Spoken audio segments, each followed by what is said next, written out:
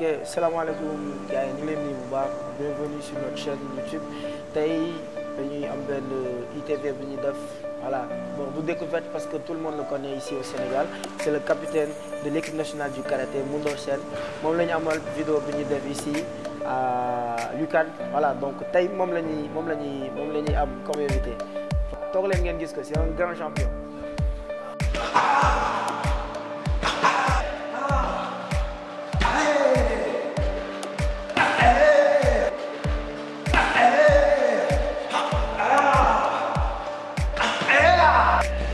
That's what we about, living by the sea, sipping on some rum, under the shade of a tree. That's what we about, just feel the warm breeze, living young and wild and free. Je m'appelle Abdourahmane Moundor Sène, je suis karatéka, ceinture noire et actuellement je suis capitaine de l'équipe nationale du Sénégal de karaté. Je suis 5 fois champion d'Afrique et 13 fois champion du Sénégal. Donc, j'ai commencé karaté à l'âge de 7 ans. On était à Ziguinchor et en fait à l'époque mon père voulait que tous ses enfants fassent du sport. Donc mon grand frère et moi on avait décidé de faire du Kung Fu, mais à l'époque il n'y avait pas de Kung Fu à Ziguinchor. Donc il a décidé de nous mettre au karaté pour essayer. Et on a essayé avec le karaté et ça s'est très bien passé. On est tombé amoureux du sport le premier jour. Donc de Ziguinchor où j'ai commencé le karaté, je suis allé à Joal en suivant mon père un peu qui était prof de philo, donc qui était affecté un peu partout au Sénégal. Et donc de Joal à Mbour, ensuite de Mbour, quand j'ai eu mon bac, je suis venu à Dakar. Et à Dakar, à l'université Cheikh Anta Diop de Dakar, où j'ai intégré le DUC. Et c'est au DUC en fait que j'ai commencé ma carrière à l'équipe nationale. Donc en étant champion du Sénégal d'abord, où j'ai été sélectionné en fait la première fois pour les championnats du monde en 2004 au Mexique, où j'ai tiré en équipe. Donc ce fut une très belle expérience, mon introduction dans le milieu du sport professionnel. Et donc de fur et en aiguille, voilà, j'ai fait beaucoup de tournois internationaux, beaucoup de tournois africains, beaucoup de tournois ici au Sénégal et ce qui m'a valu les titres que j'ai. Et en 2017, j'ai eu la confiance de la fédération qui m'a nommé capitaine et depuis on essaie de pousser le karaté beaucoup plus haut. Et aujourd'hui, l'objectif, comme tout le monde le sait, c'est les Jeux Olympiques. On travaille dur comme fer pour arriver à qualifier des Sénégalais à ces Jeux Olympiques-là. Waaw événement yi ma gën a marqué ci karaté dina ci bokk peut-être ñaar bon benn bi mooy première fois bi may gagné coupe de l'ambassadeur du Sénégal du Japon au Sénégal. Donc mu nekkoon compétition bu métti ci man et foofu noonu ma ciy profité pour un peu rendre un hommage à un de mes sensei mu nekk Diagne nga xamante ni il est actuellement à Mbour. Donc li ma marqué ci compétition boobu noonu te aujourd'hui daf may topp ba tey mooy ci ngay jàng que art martial daf lay jàngal en fait un esprit de dépassement parce que jour compétition boobu noonu j'avais la cheville qui était déboîtée ma egg finale. Je devais rencontrer un excellent combattant à l'époque mu nekkoon Ousseynou Thiam qui est actuellement en France et mën naa daje ak moom finale donc dès le début moi je m'étais dit je vais perdre parce que j'ai une seule jambe donc du ma mën a gagner quelqu'un comme Ousseynou Thiam en fait. Et foofu noonu c'est là où des maîtres comme Sensei Rambo ou maître Diagne boobu may wax ñu ñëw jël ma waxtaan ak man yëkkatiwaat ma ils m'ont fait prendre confiance en moi ne ma quelles que soient les difficultés yi ngay dund da nga war a dem jusqu'au bout de tes ambitions. Donc noonu laa yéegee avec une jambe qui me faisait très mal qui était déboîtée et noonu laa yéegee gagné tournoi boobu noonu ce qui m'a vraiment marqué. Et li ma ci gën a neex mooy c'est une philosophie que j'utilise encore dans ma vie mooy que ne quel que soit nit ki li ngay dund nu mu métti soo amee objectif da nga ci war a dem ba mu jeex. Beneen bi mooy le premier titre de champion d'Afrique que j'avais en individuel mu nekk en 2008 boobu tam c'est un truc qui m'a beaucoup fait plaisir parce que dafa nekkoon jamono ji nga xamante ne y avait beaucoup de doutes par rapport ak man est-ce que je pouvais gagner ou est-ce que je ne pouvais pas gagner. Donc mu nekkoon quelque chose qui m'a beaucoup marqué et c'était la première fois où j'ai senti que mes parents étaient fiers que je fasse du karaté parce que pour ñoom seen doom nekk champion d'Afrique lu rëy la woon. Et c'était la première fois en fait que sama papa ne ma je suis fier de toi ci wàllu karaté parce que avant dina ko wax ci leneen mais ci karaté mu ko doon soo ko wax donc ñaar yooyu événement yi nga xamante ne yu ma marqué la trop quoi waaw. man conseil bi may jox ñi nga xamante ne ñooy pratiquants yi quelle que soit la discipline en fait mooy su fekkee da nga bëgg nekk champion il faut déjà que nga bëgg li ngay def déjà parce que mënuloo nekk champion ci discipline bi nga xamante ni yow bëgguloo ko wala defaloo ko avec le cœur. Ça c'est la première chose. La deuxième chose mooy gëm sa bopp gëm bi nga xamante ne day tax ba quel que soit loo mënti dund rek yow li nga war a gis sa kanam mooy objectif bi nga am. Donc champion dëggantaan mooy ki nga xamante ne bëgg na li muy def mais gëm na boppam gëm ba nga xamante ne gisul benn obstacle bu koy mën a tere mu dem foofu noonu. Donc man conseil ma leen jox mooy bu leen nangu benn difficulté wala benn obstacle taxaw seen kanam pour tere leen egg fi ngeen bëgg egg. beneen bi mooy soo bëggee nekk champion bul déglu parce que àddina bi dañ nekk jamono ji nga xamante ne lépp loo bëgg a def rek di nga gis téeméer nit yu taxaw ne la bul def lii bul def leen leneen moo gën. ñi nga war a déglu mooy ñi nga xamante ne gëm nañ la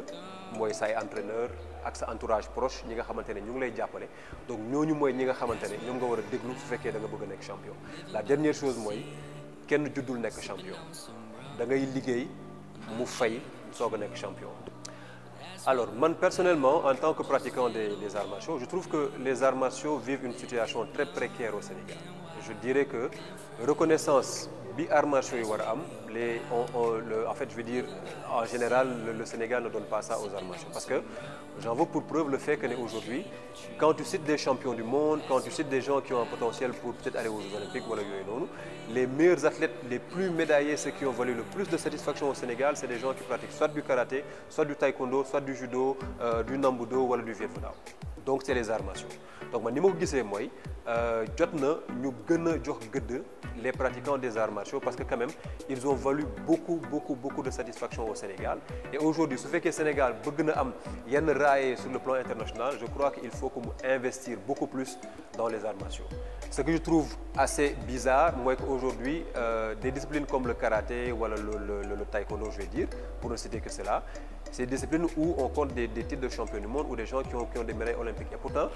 en fait des médailles mondiales et pourtant c'est des disciplines yi nga xamante ne ñu ëpp lu ñuy ñaxtu ci ñàkk dimbal wala ñàkk jàppale ci discipline yooyu lañu nekk donc man situation bi ni mu gisee mooy je trouve que c'est assez anormal mais j'espère que ñi nga xamante ne ñoom ñoo ngànk sport bi ak tam di gérer discipline yooyu noonu dinañu ut consensus pour que ñu gën a jox gëdd qu'on ait plus de considération à l'endroit des pratiquants des arts martiaux et je pense qu'en faisant cela on aura un sport beaucoup plus fort et ça participera à donner une meilleure image à la politique sportive.